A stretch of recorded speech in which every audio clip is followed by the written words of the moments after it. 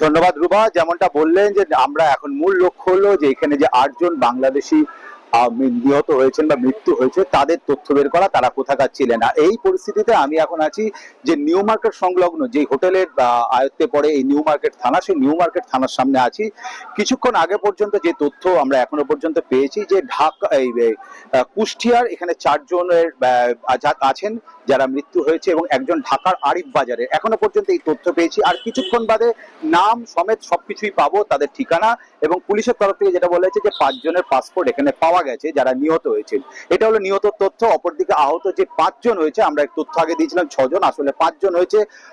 সেই 5 জনের মধ্যে কিন্তু সবাইকেই চিকিৎসা করে ছেড়ে দেওয়া হয়েছে এবং কিছুক্ষণ আগে বাংলাদেশ উপদূতাবাসের যারা কর্মকর্তা সেই আহতদের সঙ্গে দেখা সাক্ষাৎ করেছেন।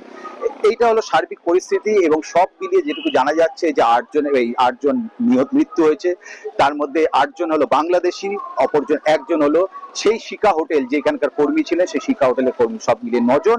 আর ৫ জন আহত হয়েছিলেন, তাদের চিকিৎসা করে কলকাতার যে নীলরতন হাসপাতাল এবং মেডিকেল কলেজ সেখান থেকে ছেড়ে দেওয়া হয়েছে। এবং এই ৮ জন কারা বাংলাদেশি, কোথায় কোথায় ছিলেন, তাদের মৃতদেহ রাখা হয়েছে পুলিশ মর্গে।